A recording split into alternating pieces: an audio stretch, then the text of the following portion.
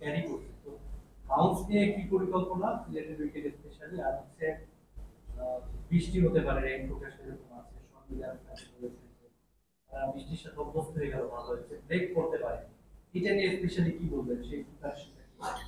না, উইকেটে সিলেটের সবসময় এরকম ভালো বাউন্সই থাকে। সো এরকম উইকেটই আমরা আশা করি যে ট্রু বাউন্সটা থাকবে, এবং আমি আশা করবো যে ম্যাচে এরকম উইকেটই থাকবে। আহ, অবশ্যই বৃষ্টি এটা আমাদের কন্ট্রোলে নাই, বাট প্লেয়াররা এটা নিয়ে প্লেয়ারদেরকে অ্যাডজাস্ট করতে হবে, এবং আমার মনে হয় যে যদি এরকম কোনো কিছু আসে, আমি আমি চাইবো না যে এটা একটা এক্সকিউজ হিসেবে দাঁড়াক, কারণ এই প্রফেশনাল ক্রিকেটার এই বিষয়গুলো হ্যান্ডেল করতে হবে। শান্ত, কালকে কোচও বলছিলেন যে আসলে দেশের বাইরেই বাংলাদেশ ভালো করতে চায়, সেটার জন্য আসলে দেশের মানসিকতা থেকে শুরু করে অনেক কিছু বদলানো জরুরি, এবং প্লেয়াররাও এটার সঙ্গে ইউজ টু হচ্ছে। কি কি পরিবর্তনগুলি আপনারা আত্মস্থ করতে শুরু করেছেন?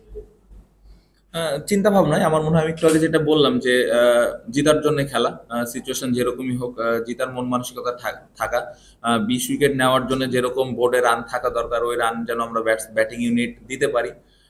এই এই বিষয়গুলো নিয়ে আলাপ আলোচনা হয়েছে। এবং পাশাপাশি সিচুয়েশন যাই থাক, শরীরের ভাষা, আপনি একটু আগে যেটা নিয়ে কথা হলো যে আমরা যখন ওয়েস্ট ইন্ডিজ খেলাটা জিতলাম, সবাই জেতার জন্য কিন্তু এরকম বডি ল্যাঙ্গুয়েজ ওরকম এগ্রেসিভ ছিল। সো ওই ওই জিনিসগুলো ইম্পর্টেন্ট, ওই জিনিসগুলো আমরা কিভাবে কনসিস্টেন্টলি প্রতি ম্যাচে করতেছি, এটা এটা দেখার বিষয়, এবং আমি আশা করব যে আমাদের প্লেয়ার যারা আমরা আছি এই জিনিসগুলো কন্টিনিউ করবো। ক্যাপ্টেন, আপনার বিবেচনা কখন করছেন আনসারে যে আমরা গত বছর গত টেস্ট চ্যাম্পিয়নশিপ সাইকেলে আমরা 4টা টেস্ট জিতেছি, 4টাই আমরা এওয়েতে জিতেছি। তো হোমে আমাদের পারফরম্যান্সটা খুব একটা আশা হচ্ছে না।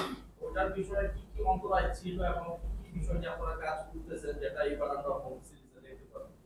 যেটা হোম সিরিজে গত বছর যেই আমরা ম্যাচগুলো খেলেছি, আমরা ভালো ক্রিকেট খেলিনি। আমার মনে হয় যে আমাদের যে ধরনের প্ল্যান ছিল, আমরা প্ল্যান করেছি, বাট প্ল্যানগুলো আমরা অ্যাজ এ প্লেয়ার আমরা এক্সিকিউট করতে পারিনি।